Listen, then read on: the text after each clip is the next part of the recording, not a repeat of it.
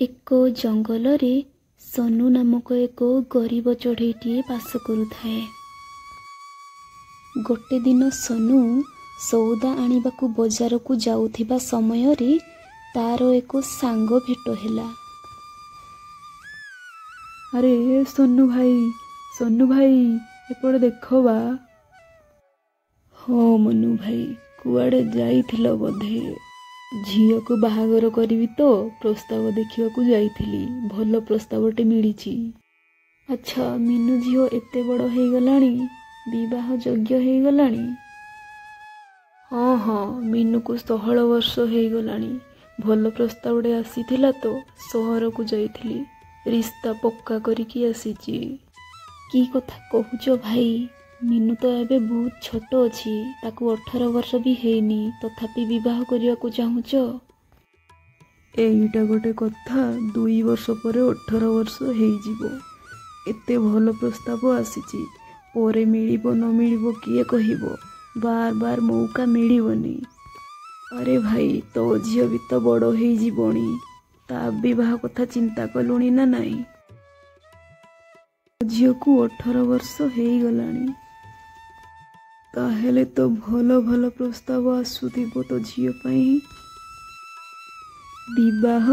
ନା, ମୋ ଝିଅ ରାନୁ ଭଲ ପାଠ ପଢ଼େ, ତାର ଇଚ୍ଛା ଅଛି ସେ ଡକ୍ଟର ହବ। ବିବାହ କଥା ପରେ ଦେଖାଯିବ। ଭାଇ, ତୁ ଏମିତି କରିବା କଥା ନୁହଁ। ଏମିତିରେ ବି ତୁ ବହୁତ ଗରିବ, ତାର ପଢ଼ିବା ଖର୍ଚ୍ଚ କେମିତି ଉଠେଇବୁ? ରାନୁ ଏତେ ପାଠ ପଢ଼ି କ'ଣ କରିବ?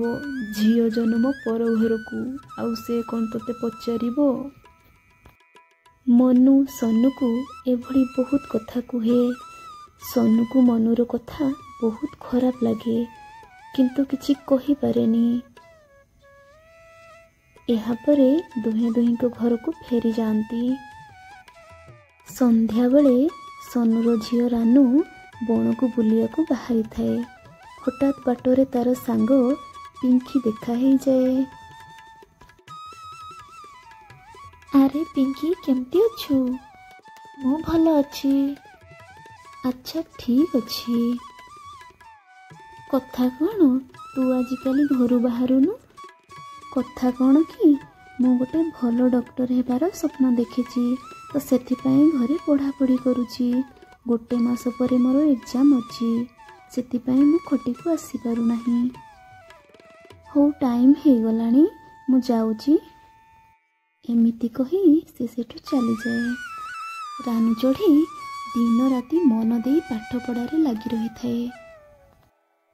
କିଛି ଦିନ ପରେ କିଛି ଚଢ଼େଇ ତାଙ୍କ ଘରକୁ ଆସନ୍ତି। ସନୁ, କୁଆଡ଼େ ଗଲୁ? ବାହାରକୁ ଆସେ। ଘରେ ବଢ଼ିଲା ଝିଅ ଅଛି, ତାକୁ ବିବାହ ନ କରି ପାଠ ପଢ଼ଉଛୁ, କୁଆଡ଼େ ଗଲୁ? ସେ ମୋ ଝିଅ, ମୁଁ ତାକୁ ବିବାହ କରେଇବି କି ପାଠ ପଢ଼େଇବି ସେଇଟା ମୁଁ ଭଲ ଭାବରେ ଜାଣିଛି। ମୋ ପୁଅ 10ମ ପାସ୍ କରିଛି, ଆସନ୍ତା ବର୍ଷକୁ 20 ବର୍ଷ ହେଇଯିବ। ତୁ କହିବୁ ତ ତୋ ଝିଅକୁ ମୋ ଘରକୁ ବୋହୂ କରି ନେଇଯିବି। ତମେମାନେ ମୋ ଝିଅର ବିବାହ ପଛରେ କାହିଁ ପଡ଼ିଛ? ମୋତେ ତାକୁ ଡକ୍ଟର ବନେଇବାର ଅଛି। ବିବାହ ପାଇଁ ପରେ ଦେଖାଯିବ। କ'ଣ କହୁଛୁ ତୁ ନିଜେ ବୁଝିପାରୁଛୁ ତ? ତୋ ପାଖରେ ତ କାଣି କଉଡ଼ିଟିଏ ନଥିବ, ତୁ ପୁଣି ତାକୁ ପାଠ ପଢ଼େଇବୁ? ତୋତେ ଜଣା ବି ଅଛି ଡକ୍ଟର ପଢ଼ିବା ପାଇଁ କେତେ ପଇସା ଖର୍ଚ୍ଚ ହୁଏ। ବାମନ ହେଇ ଚାନ୍ଦକୁ ହାତ ବଢ଼ଉଛୁ। କାଉର କଥା ଶୁଣି ସନୁ କହିବାକୁ ଲାଗେ, ଦେଖ ଭାଇମାନେ, ମୁଁ ତାକୁ କେମିତି ପାଠ ପଢ଼େଇବି ସେ ବ୍ୟବସ୍ଥା କରିଦେଇଛି। ବ୍ୟାଙ୍କରୁ ମୁଁ ଲୋନ୍ ଆଣିଛି। ମୋ ଝିଅ ଯେତେବେଳେ ଡକ୍ଟର ହେଇଯିବ ସେ ଲୋନ୍ ଶୁଝିଦେବ। ଦିନରେ ତାରା ଗଣୁଥା, 1 ମାସ ପରେ ଦେଖିବା ତୋ ଝିଅ କ'ଣ କରୁଛି ନା ଫେଲ୍ ହେଉଛି। ସେତେବେଳକୁ ମୋ ପୁଅ ବିବାହ ହୋଇ ସେଟଲ୍ ହେଇସାରିଥିବ। ଦେଖୁଥା, ପଛରେ ମୋ କଥା ବହୁତ ମନେ ପକେଇବୁ। ଏମିତି କହି ସେମାନେ ସମସ୍ତେ ଚାଲିଯାଆନ୍ତି। ଘର ଭିତରୁ ରାନୁ ଏସବୁ କଥା ଶୁଣୁଥାଏ। ତାକୁ ବହୁତ ଖରାପ ମଧ୍ୟ ଲାଗେ। ତଥାପି ହାର ମାନେନି।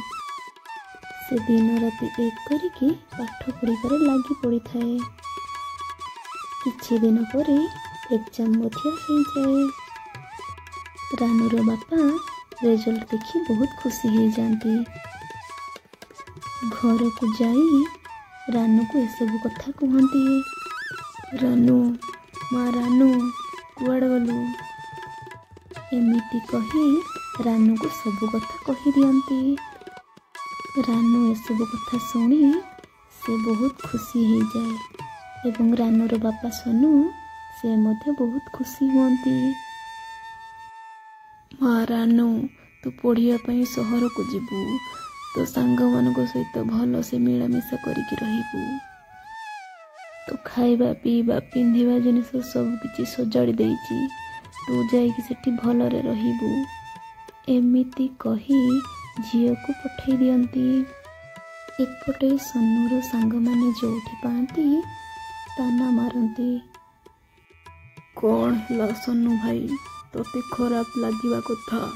ବଢ଼ିଲା ଝିଅକୁ ବାହାରେ ପଢ଼ିବାକୁ ଛାଡ଼ୁଛୁ। ଯୁଗ ଯାହା ହେଲାଣି, ଗାଁ ଲୋକେ କ'ଣ କହିବେ? ଏମିତି ସୋନୁ ଶୁଣି ଶୁଣି ଚୁପଚାପ ରହିଯାଏ, କାରଣ ତା ଝିଅ ଉପରେ ତାର ପୁରା ବିଶ୍ୱାସ ଥାଏ। କିଛି ଦିନ ପରେ ରାନୁ ସହରରୁ ଜଙ୍ଗଲକୁ ଫେରେ। ରାନୁକୁ ଡକ୍ଟର ହେବାର ଦେଖି ଜଙ୍ଗଲର ସବୁ ଚଢ଼େଇ ଆଶ୍ଚର୍ଯ୍ୟ ହେଇକି ଚାହିଁଥାନ୍ତି। ରାନୁ ଚଢ଼େଇ ଜଙ୍ଗଲର ସମସ୍ତଙ୍କର ମୁହଁ ବନ୍ଦ କରିଦେଇଥାଏ। ଏପଟେ ସୋନୁ ନିଜ ଝିଅକୁ ଡକ୍ଟର ହେବାର ଦେଖି ଖୁସିରେ ଆଖିରୁ ଲୁହ ଝରିଯାଏ। ରାନୁ ପ୍ରମାଣ କରିଦିଏ ଯେ ଝିଅମାନେ ବି କୌଣସି ଗୁଣରେ କମ୍ ନୁହନ୍ତି। ତେଣୁ ଝିଅମାନଙ୍କୁ ଛୋଟବେଳୁ ବିବାହ ନ କରି ତାଙ୍କ ସ୍ୱପ୍ନକୁ ପୂରା କରିବା ଉଚିତ।